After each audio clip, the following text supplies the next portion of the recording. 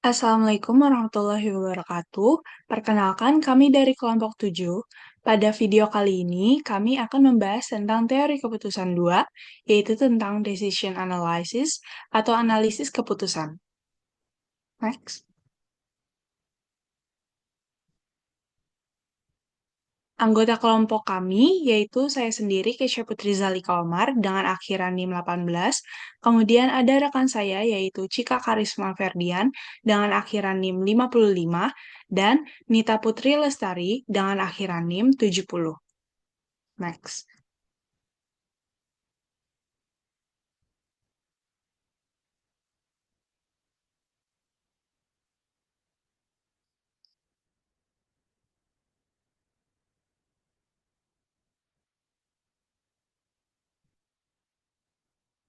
Perbedaan analisis keputusan dan permainan. Pengambilan keputusan dan alam dapat dipandang sebagai dua hal yang sama, yaitu pemain atau pembuat keputusan. Alternatif-alternatif dan keadaan-keadaan yang mungkin terjadi kemudian dapat dipandang sebagai strategi-strategi yang tersedia untuk masing-masing pemain, di mana setiap kombinasi strategi menghasilkan sejumlah keuntungan bagi pemain satu atau pengambil keputusan.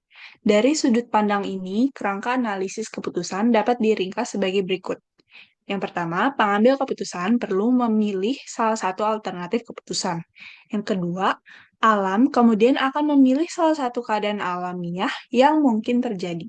Yang ketiga, setiap kombinasi alternatif keputusan dan keadaan alamiah akan menghasilkan hasil yang diberikan sebagai salah satu entry dalam tabel hasil. Yang keempat, tabel hasil ini harus digunakan untuk mencari alternatif optimal bagi pengambil keputusan berdasarkan kriteria yang tepat. Next.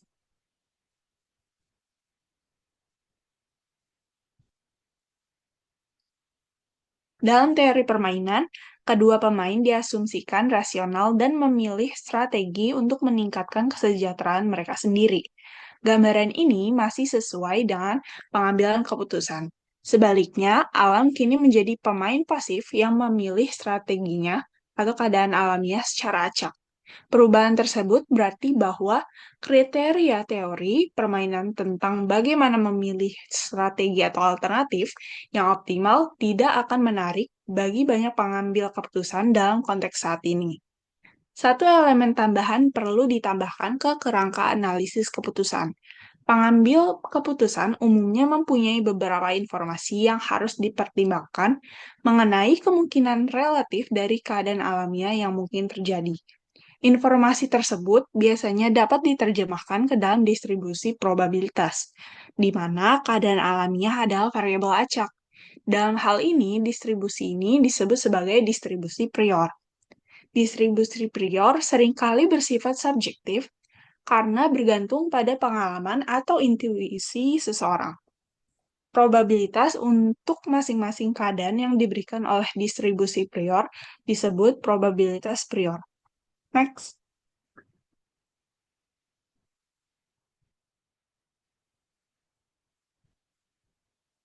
Seringkali sebuah pertanyaan yang harus dijawab dengan analisis keputusan itu membutuhkan keputusan secara langsung atau harus dilakukan sebuah tes atau eksperimen untuk mengurangi keraguan atas hal yang akan terjadi. Misalnya, mengadakan uji lapangan dengan membagikan sampel suatu produk baru kepada konsumen untuk melihat reaksi mereka sebelum memproduksinya dengan skala penuh dan mulai pemasaran. Pengujian tersebut merupakan contoh dari pengambilan keputusan dengan eksperimen. Analisis keputusan dibagi menjadi dua, yaitu mengambil keputusan dalam suatu kasus tanpa eksperimen dan dengan eksperimen. Next.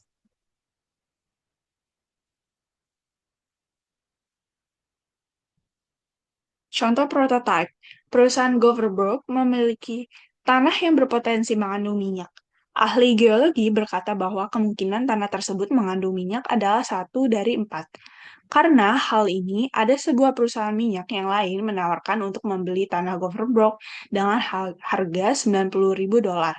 Dia memiliki dua opsi, menjual tanah seharga $90.000 atau mengebor minyak dengan biaya $100.000.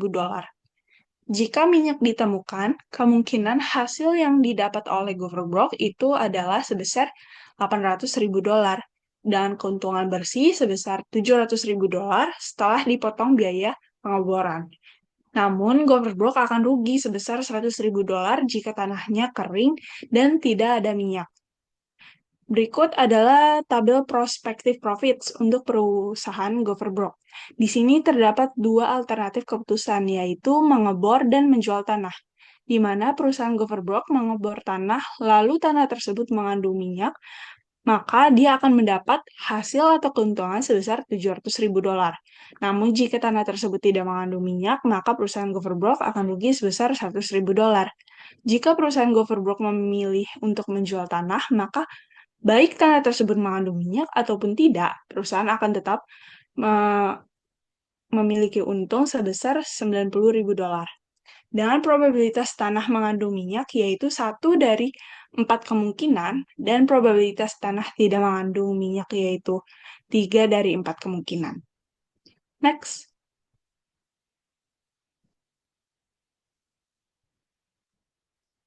Pengambilan keputusan tanpa eksperimentasi. Dalam analisis keputusan, kita harus mengambil satu alternatif dari sekumpulan alternatif yang memungkinkan. Alternatif ini merupakan semua pilihan yang layak untuk menangani masalah yang sedang dipertimbangkan. Pemilihan alternatif ini harus dilakukan dalam kondisi ketidakpastian karena hasilnya akan dipengaruhi oleh faktor-faktor acak di luar keinginan pembuat keputusan. Faktor-faktor ini menentukan situasi yang akan terjadi pada saat keputusan diimplementasikan. Setiap kemungkinan situasi ini disebut sebagai keadaan alam atau state of nature. Pada tabel 16.1 tadi, perusahaan Governor mempunyai dua kemungkinan alternatif keputusan yang sedang dalam pertimbangan, yaitu mengebor atau menjual tanah. Dengan keadaan alam tanah tersebut mengandung minyak atau tidak. Karena ahli geologi mengatakan bahwa kemungkinan tanah mengandung minyak adalah 1/4, yang mana kemungkinan tanah tidak mengandung minyak yaitu 3/4, kemungkinan sebelumnya dari kedua keadaan alam adalah 0,25 dan 0,75.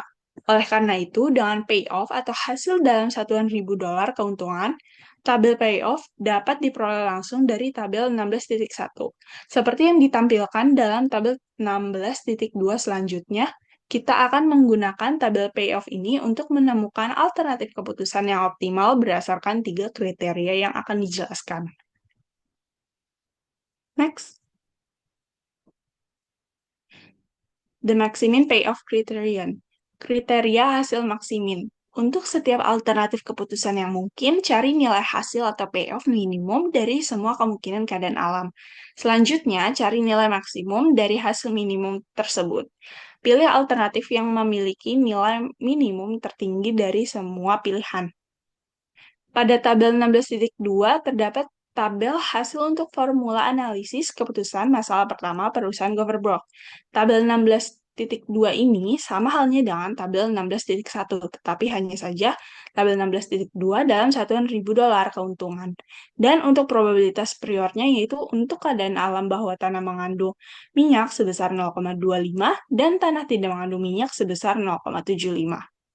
Berikutnya ada tabel 16.3, yaitu aplikasi kriteria hasil maksimin untuk masalah pertama perusahaan Governor.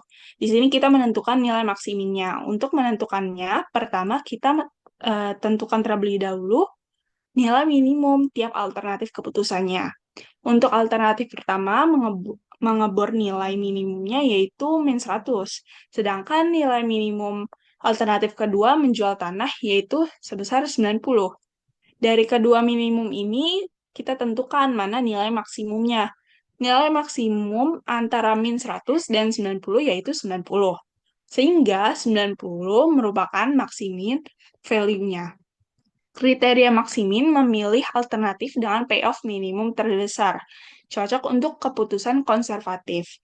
Dalam contoh ini, karena menjual tanah memiliki payoff minimum 90 lebih besar dari min 100 untuk pengeboran, maka menjual tanah dipilih.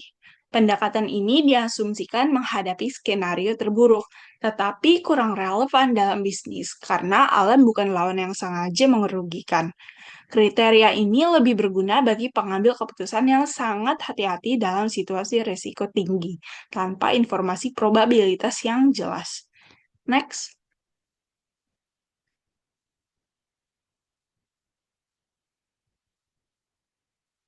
The Maximin Likelihood Criterion, identifikasi keadaan alam yang mungkin terjadi, yang memiliki probabilitas prior paling besar. Untuk keadaan alam ini, cari alternatif keputusan dengan hasil maksimum, kemudian pilih alternatif tersebut. Pada tabel 16.4, bisa kita tentukan probabilitas prior yang paling besar yang mana. Kita dapatkan yaitu 0,75. Untuk nilai minimum tiap alternatifnya yaitu min 100 dan 90. Maka nilai maksimumnya yaitu 90. Kriteria ini menyatakan bahwa keadaan alam yang paling penting adalah yang paling mungkin terjadi, sehingga yang dipilih adalah yang terbaik untuk keadaan alam yang dianggap paling penting. Berdasarkan keputusan pada asumsi bahwa keadaan alam ini akan terjadi, cenderung memberikan peluang lebih besar untuk mendapatkan hasil yang menguntungkan dibandingkan dengan mengasumsikan keadaan alam lainnya. Next.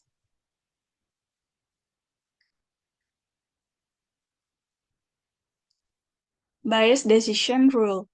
Gunakan estimasi terbaik yang tersedia dari probabilitas masing-masing keadaan alam, saat ini menggunakan probabilitas prior.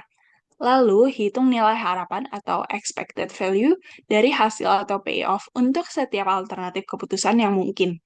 Pilih alternatif keputusan dengan nilai harapan tertinggi. Untuk contoh prototype, hasil yang diharapkan ini dihitung langsung dari tabel 16.2 sebagai berikut. Payoff drill atau hasil pengeboran itu sama dengan 0,25 dikali 700 ditambah 0,75 dikali min 100 sama dengan 100. Kemudian ada payoff sale atau hasil penjual tanah menjual tanah yaitu sama dengan 0,25 dikali 90 ditambah 0,75 dikali 90 sama dengan 90. Karena 100 lebih besar dari 90, maka alternatif yang dipilih adalah mengebor minyak.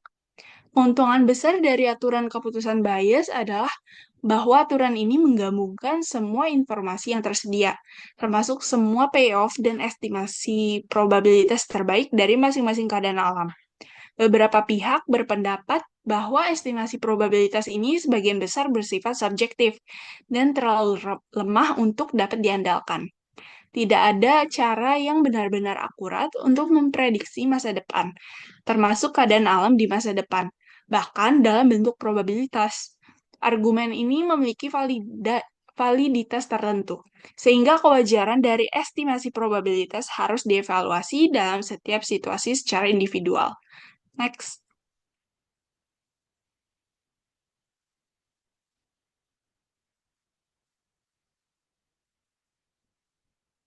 Analisis sensitivitas dengan aturan keputusan bias. Analisis sensitivitas sering digunakan dalam riset operasi untuk mengukur dampak jika beberapa angka dalam model matematis ternyata tidak akurat. Dalam konteks ini, model matematisnya adalah tabel payoff yang terdapat dalam tabel 16.2. Dalam kasus ini, angka yang paling diragukan adalah prior probabilities atau probabilitas awal dari keadaan alam.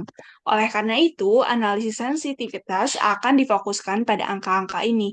Namun, metode serupa juga dapat diterapkan pada nilai payoff dalam tabel. Jumlah dari kedua probabilitas prior harus sama dengan 1, sehingga jika salah satu probabilitas meningkat, probabilitas lainnya akan otomatis berkurang dengan jumlah yang sama dan sebaliknya. Manajemen Governbrook merasa bahwa peluang sebenarnya untuk menemukan minyak di lahan tersebut kemungkinan berada di antara 15% hingga 35%. Dengan kata lain, probabilitas prior yang sebenarnya untuk menemukan minyak berkisar antara 0,15 hingga 0,35. Sebagai akibatnya, probabilitas prior bahwa lahan tersebut kering atau tidak mengandung minyak akan berada dalam rentang 0,85 hingga 0,65. Next.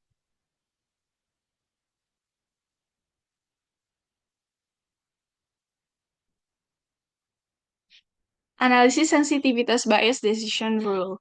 Misalkan P itu merupakan probabilitas awal tanah mengandung minyak. Perkiraan keuntungan dari pengeboran untuk setiap P. Di sini ada payoff drill atau hasil pengeboran itu sama dengan 700 dikali P itu 700 P dikurang 100 dikali 1 dikurang P sama dengan 800 P dikurang 100. Berikut merupakan gambar 16.1, yaitu grafik nilai harapan terhadap probabilitas prior yang memperlihatkan titik perpotongan atau crossover antara dua alternatif keputusan, yaitu mengebor minyak atau menjual tanah. Jika kita substitusikan P ke dalam persamaan tersebut, maka akan mendapat garis miring ini, yaitu drill for oil. Untuk garis lurus, sell the land sama semua berada di 90 karena berapapun probabilitasnya hasil yang didapat jika menjual tanah yaitu 90. Kemudian ada titik crossover point yang menggambarkan nilai harapan payoff untuk kedua alternatif keputusan. Next.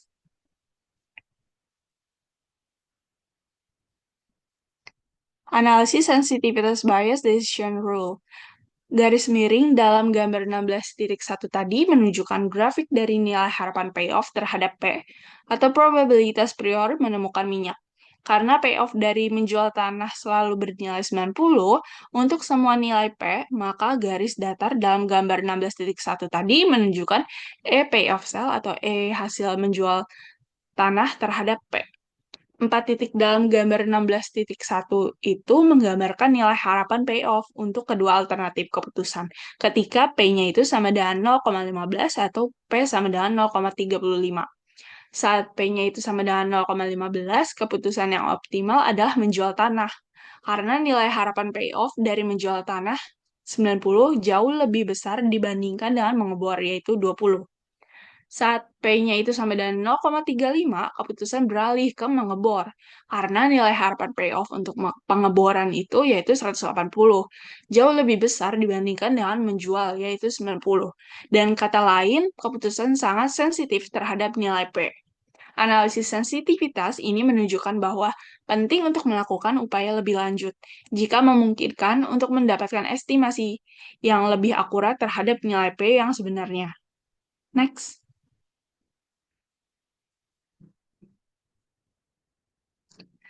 Analisis sensitivitas bias decision rule, titik dalam gambar 16.1 di mana dua garis berpotongan adalah titik peralihan atau crossover point, di mana keputusan berubah dari satu alternatif atau menjual tanah ke alternatif lain yaitu mengebor minyak, seiring dengan meningkatnya probabilitas prior.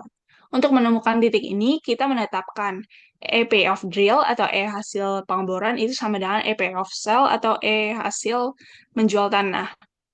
800 P itu dikurang 100 itu sama dengan 90. Maka P-nya itu sama dengan 190 dibagi 800 sama dengan 0,2375. Kesimpulannya, jika P itu kurang dari 0,2375, maka harus menjual tanah.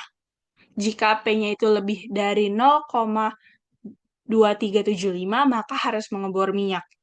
Jadi, pertanyaannya adalah, apakah nilai P lebih kecil atau lebih besar dari keputusan yang harus diambil oleh perusahaan Goverbrock? Sangat bergantung pada minyak yang pada probabilitas, maaf, jadi pertanyaannya adalah apakah nilai P lebih kecil atau lebih besar dari 0,2375?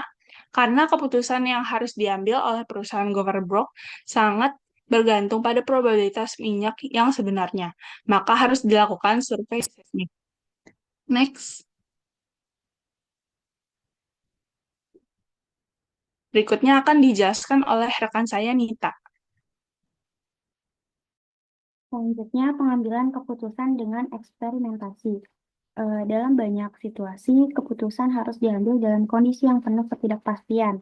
Untuk mengurangi ketidakpastian ini, seringkali ada opsi untuk melakukan eksperimen atau pengujian tambahan sebelum mengambil keputusan akhir. Eksperimen ini bertujuan untuk memperoleh informasi tambahan yang dapat meningkatkan estimasi probabilitas terhadap berbagai kemungkinan keadaan yang bisa terjadi. Sebagai contoh, Goverbrock Company memiliki sebidang tanah yang diperkirakan mengandung minyak. Sebelum memutuskan apakah akan mengebor atau menjual tanah tersebut, perusahaan dapat melakukan survei seismik untuk mendapatkan perkiraan yang lebih akurat mengenai potensi keberadaan minyak. Biaya survei ini sebesar $30.000. Next.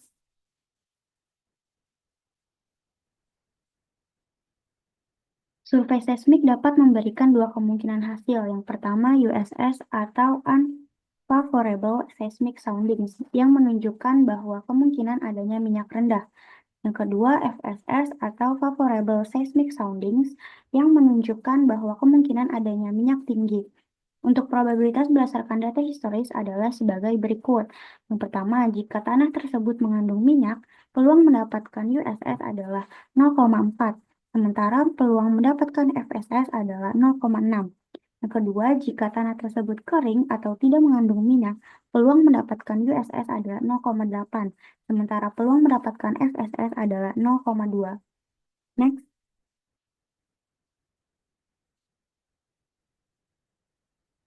Selanjutnya ada probabilitas posterior. Kita tetapkan N sama dengan jumlah kemungkinan keadaan alam atau stage of nature.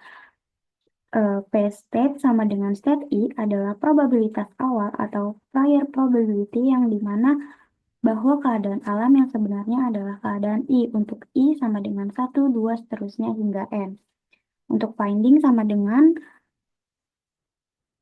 hasil yang diperoleh dari eksperimen atau variabel acak. Finding J sama dengan salah satu kemungkinan hasil dari eksperimen.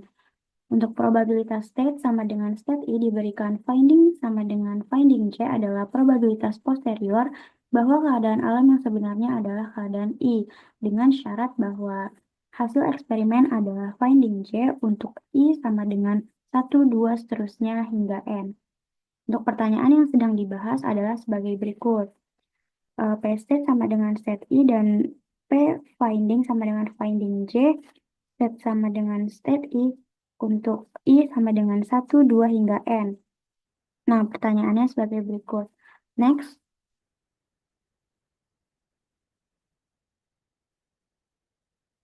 Pertanyaan ini dijawab dengan menggabungkan rumus standar berikut dari teori probabilitas. P state sama dengan state I, dengan finding sama dengan finding J sama dengan P state sama dengan state I, finding sama dengan finding J, per P finding sama dengan finding J. Untuk P finding sama dengan finding J sama dengan sigma K sama dengan 1 hingga N, P state sama dengan state K, finding sama dengan finding J. Untuk P state sama dengan state I, finding sama dengan finding J, itu P finding sama dengan finding J dengan state sama dengan state I dikali P state sama dengan state I. Oleh karena itu, untuk setiap I sama dengan 1, 2, hingga N, rumus yang diinginkan untuk probabilitas posterior yang sesuai adalah sebagai berikut. Next.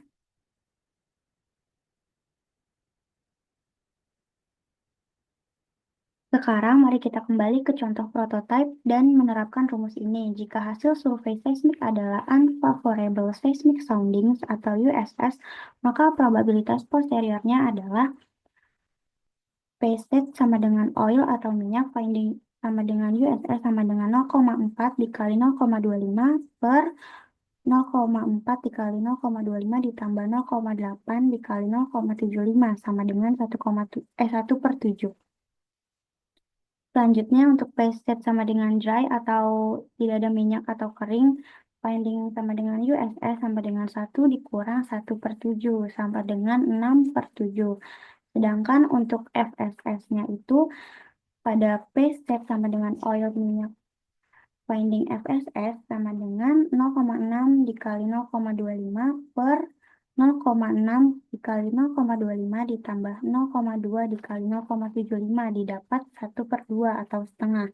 Untuk P state sama dengan dry atau kering tanpa minyak, finding FSS sama dengan 1 dikurang 1/2 sama dengan 1/2 atau setengah. Next.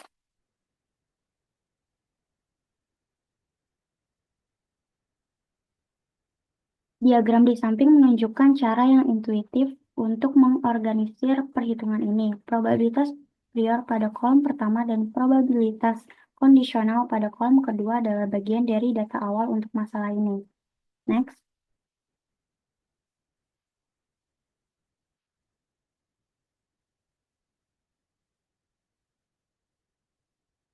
Jadi diagram ini kita misalkan ada 4 kolom. Kolom pertama itu probabilitas prior, yang kedua probabilitas kondisional, yang ketiga itu probabilitas gabungan, dan yang terakhir ini adalah probabilitas posteriornya. Jadi yang pertama di probabilitas priornya ini adalah oil atau dengan minyak dengan 0,25 dan dry-nya atau kering tanpa minyak 0,75. Selanjutnya dari oil atau minyak ini ada dua probabilitas kondisional yaitu antara FSS atau USS.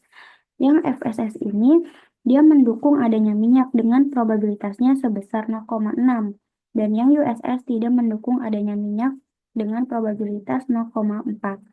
Nah, di sini dengan mengalihkan setiap probabilitas pada kolom pertama dengan probabilitas yang sesuai di kolom kedua, kita akan mendapatkan probabilitas gabungan atau joint probability pada kolom ketiga.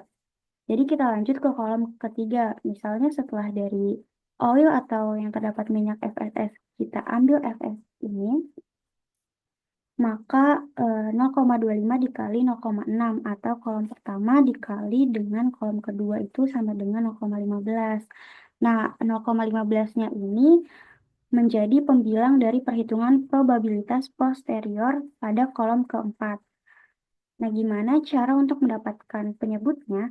Untuk mendapatkan penyebutnya dengan menjumlahkan probabilitas gabungan dengan temuan atau finding yang sama seperti yang ada di bagian bawah gambar. Jadi di bawah gambar itu yang PFSS itu kan sama dengan 0,15. Jadi 0,15 ditambah 0,15 sama dengan 0,3. Nah, setelah itu 0,3-nya itu menjadi penyebutnya. Jadi 0,15 dibagi 0,3 sama dengan 0,5. Nah, untuk probabilitas posteriornya adalah 0,5. Begitupun dengan yang lain caranya sama. Next.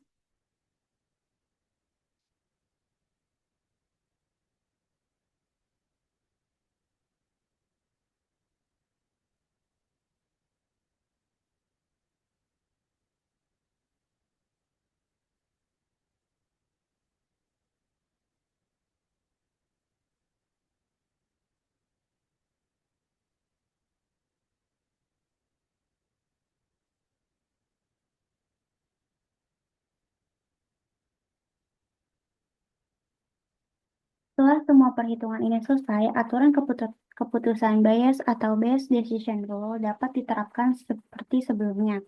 Tetapi kali ini menggunakan probabilitas posterior sebagai pengganti probabilitas prior. Dengan menggunakan payoff dalam ribuan dolar dari tabel 16.2 dan mengurangi biaya eksperimen, kita mendapatkan hasil sebagai berikut. Di sini ada expected payoff dalam UFS, yaitu yang pertama itu ada expected payoff drill atau mengebor finding USS sama dengan 1/7 dikali 700 ditambah 6/7 dikali min 100 dikurang 30 atau biaya survei seismik itu 30 sama dengan didapat min 15,7. Untuk expected payoff menjual tanah finding USS sama dengan 1/7 dikali 90 ditambah 6/7 dikali 90 dikurang 30 didapat 60. Sedangkan untuk expected payoff pada FSS yaitu yang pertama ada expected payoff dari mengebor minyak finding FSS sama dengan 1/2 dikali 700 ditambah 1/2 dikali min 100 dikurang 30 sama dengan 270. Sedangkan untuk expected payoff menjual tanah finding FSS sama dengan 1/2 dikali 90 ditambah 1/2 dikali 90 dikurang 30 sama dengan 60. Next.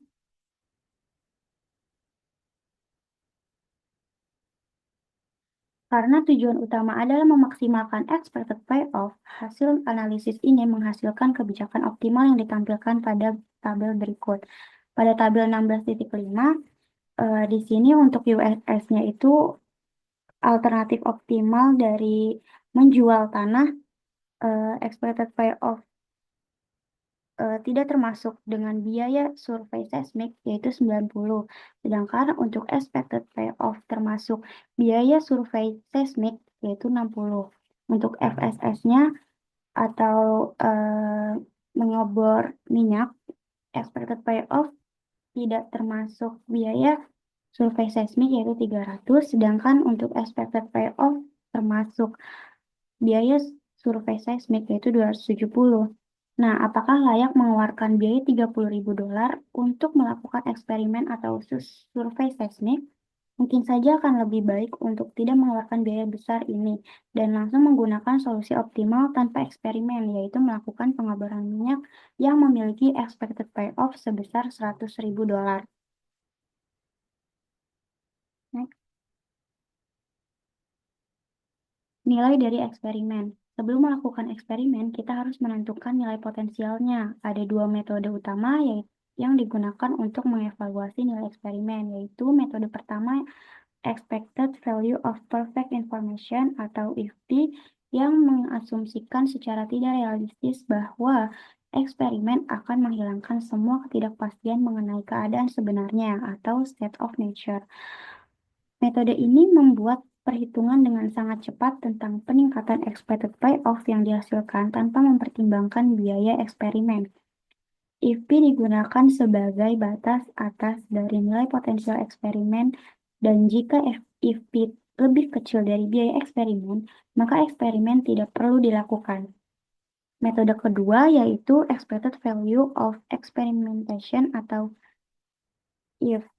Metode ini bisa digunakan apabila IFP lebih besar dari biaya eksperimen.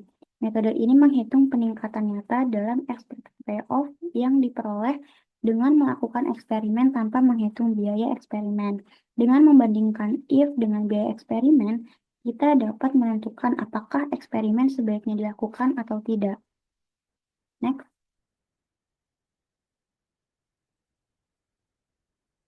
Di sini ada Expected Value of Perfect Information atau IFP. Misalkan, sekarang eksperimen dapat secara pasti mengidentifikasi keadaan alam yang sebenarnya sehingga memberikan informasi yang sempurna. Apapun keadaan alam yang teridentifikasi secara alami, kita akan memilih tindakan dengan payoff maksimum untuk keadaan tersebut. Namun, karena kita tidak tahu sebelumnya keadaan alam mana yang akan teridentifikasi, perhitungan nilai harapan dengan informasi sempurna tanpa menghitungkan biaya eksperimen dilakukan dengan memberi bobot pada payoff maksimum untuk untuk setiap keadaan alam berdasarkan probabilitas prior dari keadaan tersebut. Perhitungan ini ditampilkan di bagian bawah tabel 16.6 untuk seluruh masalah Gopher Company, di mana nilai harapan dari informasi sempurna adalah 242,5. Dengan kata lain, jika Gopher Company dapat mengetahui apakah tanah tersebut mengandung minyak sebelum mengambil keputusan, maka nilai harapan dari payoff saat ini sebelum memperoleh informasi tersebut adalah $242.500, tidak termasuk biaya eksperimen yang menghasilkan informasi tersebut. Next.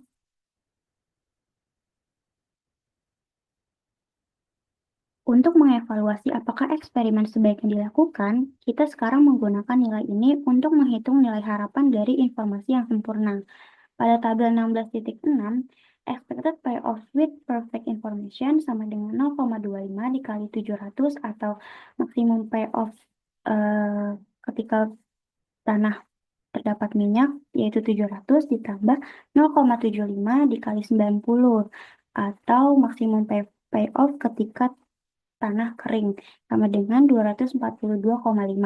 Jadi contoh yang sama, kita menemukan bahwa expected payoff tanpa eksperimentasi adalah 100.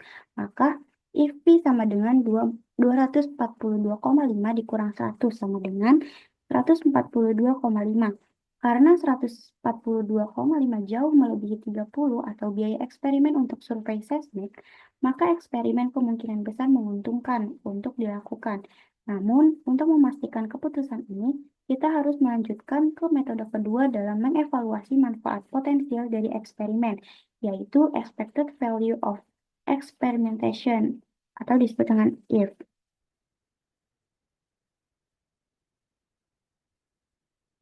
Selanjutnya akan dilanjutkan oleh Cika. Baik, sebelumnya kita hanya tahu batas maksimal dari peningkatan hasil keputusan lewat FP. Tapi sekarang kita masuk ke hal yang lebih nyata, yaitu menghitung peningkatan yang benar-benar bisa kita capai jika kita melakukan eksperimen lewat konsep yang disebut expected value of experimentation atau disingkat IF. Proses ini dimulai dengan menghitung nilai harapan dari payoff berdasarkan hasil eksperimen, tapi belum memasukkan biaya eksperimennya.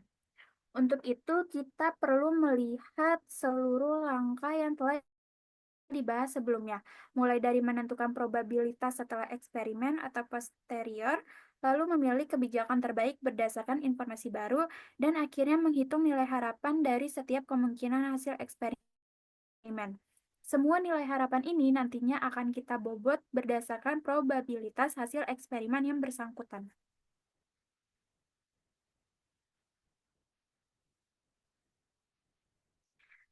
Setelah kita tahu expected payoff jika eksperimen dilakukan, selanjutnya kita tinggal mengurangi dengan expected payoff tanpa eksperimen. Di sini nilai if-nya sama dengan 153 dikurang 100, hasilnya yaitu 53. Angka ini menunjukkan seberapa besar keuntungan tambahan yang bisa diperoleh dengan melakukan eksperimen. Karena dalam kasus ini biaya surveinya hanya $30.000, sedangkan if-nya 53, maka eksperimen tersebut layak dilakukan karena manfaatnya melebihi biaya. Ini memperlihatkan bagaimana if membantu kita mengambil keputusan yang lebih informatif dan menguntungkan.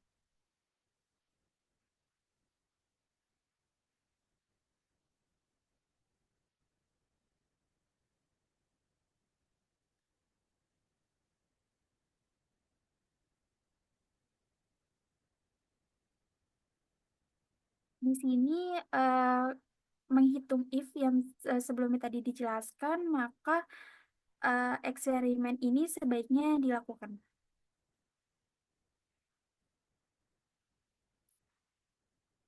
Selanjutnya, kita lihat bagaimana pohon keputusan digunakan dalam kasus ini.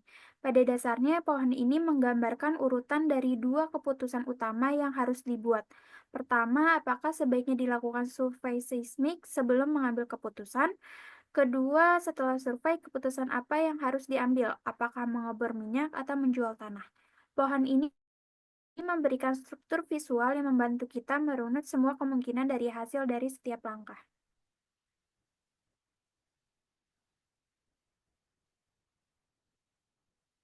Untuk menganalisis pohon keputusan, kita mulai dari ujung kanan dan bergerak perlahan ke kiri, kolom demi kolom. Saat kita menemukan simpul peristiwa, kita lakukan perhitungan nilai harapan berdasarkan probabilitas dan hasil yang mungkin.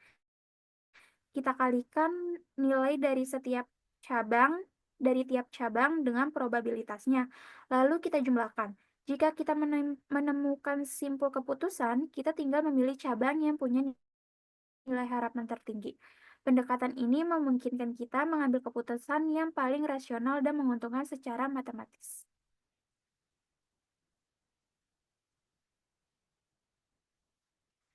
Pada setiap kasus, catat pilihan pada pohon keputusan dengan memasukkan tanda hubung ganda sebagai pembatas pada setiap cabang yang ditolak. Nah, untuk memulai prosedur, perhatikan kolom paling kanan dari node-node, yaitu node-node kejadian FGH, lalu menerapkan langkah kedua, yaitu hasil yang diharapkan.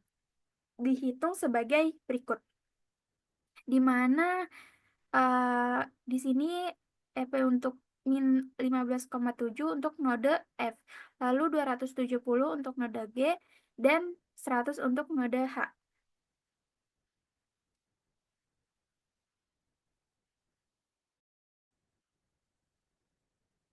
Di slide ini, kita lihat proses pemilihan alternatif di 3 simpul keputusan, yaitu C, D, dan E.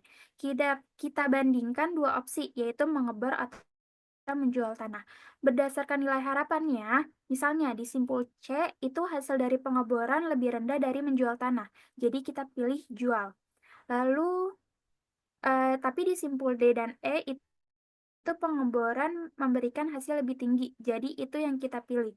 Dari hasil sini, kita mulai membentuk jalur terbaik dalam pohon keputusan.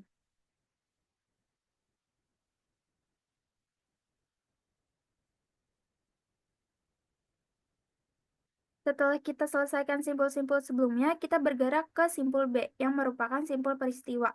Kita hitung nilai harapan gabungan dari cabang-cabangnya berdasarkan probabilitas, lalu kita dapatkan nilai 123. 123 nilai ini kemudian digunakan di simpul A, yang merupakan simpul keputusan pertama. Kita bandingkan dua opsi melalui survei atau tidak. Karena survei memberikan nilai harapan 123, sementara tanpa survei hanya 100, maka kita pilih untuk melakukan survei. Ini menunjukkan bahwa survei memberikan manfaat yang nyata.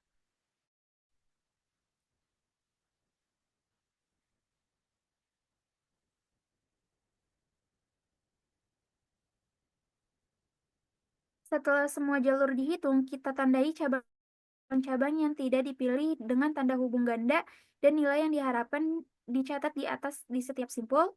Walaupun analisis kita dilakukan dari kanan ke kiri, keputusan akhirnya dibaca dari kiri ke kanan mengikuti jalur yang terbuka. Ini adalah kebijakan optimal menurut aturan Bayes. Jadi, keputusan terbaik adalah melakukan survei. Jika hasil survei buruk, tanah dijual. Jika hasilnya bagus, baru dilakukan pengeboran. Total hasil yang diharapkan dari strategi ini adalah $123.000, termasuk biaya survei. Strategi ini juga sama dengan hasil yang kita dapat sebelumnya tanpa menggunakan pohon keputusan.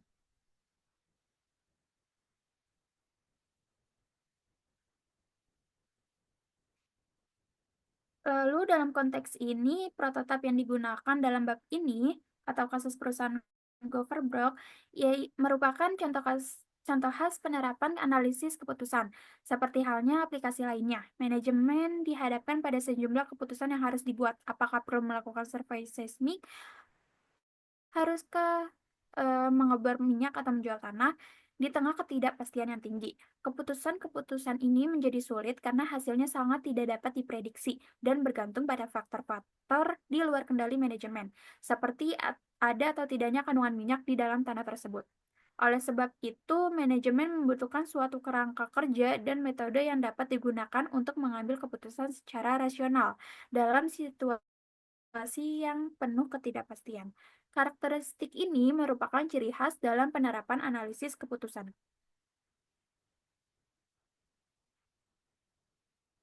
Oke, untuk kesimpulannya, di sini analisis keputusan telah menjadi teknik penting dalam pengambilan keputusan di tengah ketidakpastian. Metode ini melibatkan penentuan semua alternatif keputusan yang tersedia, mengidentifikasikan hasil dari setiap kemungkinan yang kejadian, serta menghitung probabilitas dari setiap peristiwa yang dapat terjadi. Jika data ini tersedia, analisis keputusan dapat menjadi alat yang sangat berguna untuk menentukan langkah terbaik yang harus diambil. Salah satu pendekatan yang dapat digunakan dalam analisis ini adalah melakukan eksperimen untuk mendapatkan perkiraan probabilitas yang lebih akurat terkait kondisi yang mungkin terjadi. Pohon keputusan menjadi alat visual yang efektif untuk menganalisis berbagai opsi atau rangkaian keputusan yang harus dibuat. Selain itu, teori utilitas juga memungkinkan pengambilan keputusan mempertimbangkan sikap mereka terhadap risiko dalam proses analisis.